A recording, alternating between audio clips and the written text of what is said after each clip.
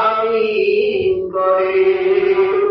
ও মাবুদ, কাউকে আটকে রাখবেন না।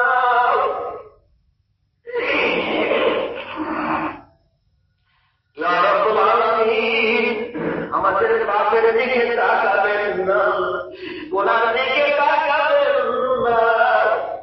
আল্লাহ গেটে মসজিদে গেটে তারা দরবার হয়ে আছে। আল্লাহ, আমরা যখন ঢুকি ওই ছেলেটারা বলতে থাকে, আল্লাহ তোমার এই পাপি বান্দাকে ঢুকতে দেব না।